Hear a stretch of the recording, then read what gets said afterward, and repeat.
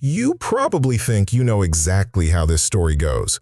Dinosaurs died out 66 million years ago, humans showed up yesterday in geological terms. No overlap, no contact, no ancient human ever laid eyes on a living, breathing, non-avian dinosaur.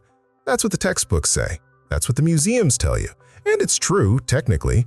But technically is doing a lot of heavy lifting here, because the closer you look, the messier that line gets. Because here's the thing.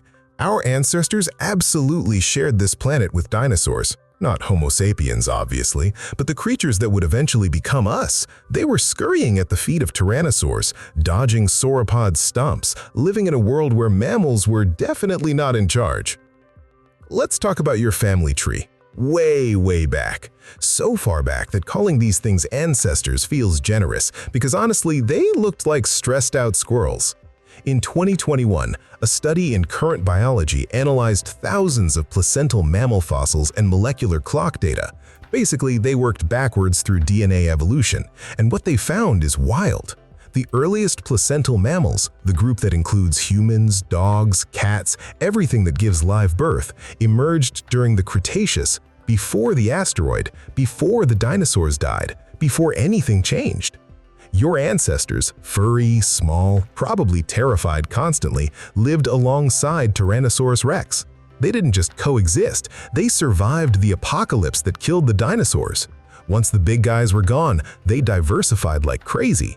Picture this. 66 million years ago, a tiny critter the size of a tree shrew is scrambling through Montana underbrush.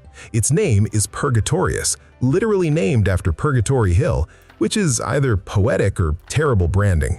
It eats insects and fruit. It has no idea that millions of years later its descendants will be arguing about politics on the internet. That's your great, you get it. That's the closest your lineage ever got to a living dinosaur. And it wasn't a human staring at a triceratops, it was a fuzzy little thing trying not to become lunch. Now, that's the deep time connection. But actual humans? People like us? Surely they never got near a dinosaur, right? Not exactly. In the mountains of Chongqing, China, there's Lotus Fortress, Lianhua Baojai, a massive natural cave set into a cliff, easy to defend, nearly impossible to reach. For over 700 years, starting in 1256, people lived there, built walls, carved rooms, stored food, raised families, and the entire time they were walking on dinosaur footprints. Not metaphorically, literally. The floor is covered in hundreds of hadrosaur tracks, at least 5 types of preservation, a paleontologist's dream. The people who lived there had no idea what they were standing on. They looked at mud cracks and saw lotus leaf veins. They looked at 3-toed footprints and saw lotus petals. They named their fortress after what they thought they saw. To them, the floor was a painting of a flower, not a fossil bed. 700 years, cooking, sleeping, raising kids, fighting off Mongol armies, all on top of footprints left by creatures dead for 65 million years. This is documented. The fortress has Southern Song Dynasty inscriptions. The tracks are right there, preserved alongside the walls. This is the only known case of humans building a permanent settlement directly on dinosaur footprints. They never saw a living dinosaur, but they lived with its ghost every day, walked where it walked, slept where it slept. They just never knew it. So people walked on the tracks without knowing, but some people went further. Some people found the bodies. In China, as early as the Jin dynasty, around 265 to 371 AD, farmers kept turning up strange bones in the hillsides. Heavy, fossilized, unmistakably not from any animal anyone recognized. They called them dragon bones, ground them into powder and sold them as medicine. The Huayang Guozi, a text from the period, records dragon bones being found in Sichuan, an entire economy based on the idea that these were the remains of something mythical. 1,400 years later, an English scholar named Robert Plot found a bone of his own, a single massive fragment of what we now know was a Megalosaurus femur. He turned it over in his hands, sketched it and measured it, and eventually decided the only explanation was that it belonged to a giant human. Not a dragon this time, a giant. Different continent, different century, same instinct. Find something impossibly large, invent a story large enough to explain it.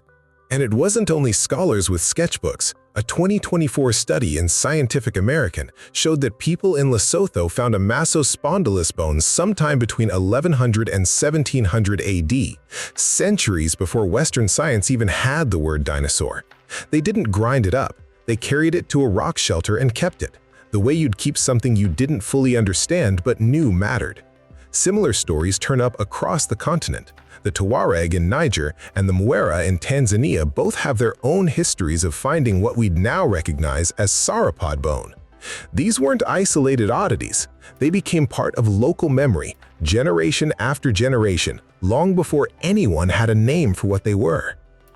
They never called them dinosaurs, but they found them, they touched them, they built stories around them, because a story is what you build when you're standing in front of something you can't explain.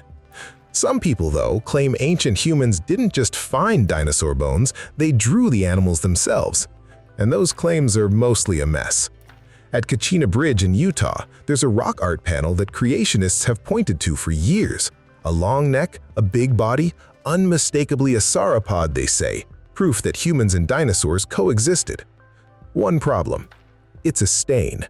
Paleontologists studied it. It's mineral discoloration, nothing carved, nothing made. A mud stain that looks like a dinosaur if you squint hard enough and want it badly enough. The same pattern shows up everywhere you look for this kind of proof. An alleged dinosaur cave painting in Zambia turns out to be a lizard. An alleged parasaur in Tanzania turns out to be a giraffe. But there is real ancient art connected to prehistoric animals, just not the ones you'd expect. In South Africa, rock art appears to depict dicynodonts, mammal relatives that went extinct long before any human existed. The artists weren't drawing what they saw alive, they were drawing what they found in the ground and imagined back to life. And then there's the story that beats them all, the Akambaro figurines. In 1944, a German immigrant named Waldemar Julesred claimed he'd unearthed thousands of ceramic figurines outside a small Mexican town, over 32,000 of them eventually. And these weren't ordinary artifacts. They showed humans riding dinosaurs, feeding them, living beside them like livestock. Julesred said it was proof of the biblical flood, proof that everything the textbooks claimed about extinction timelines was wrong. For a while, people believed him.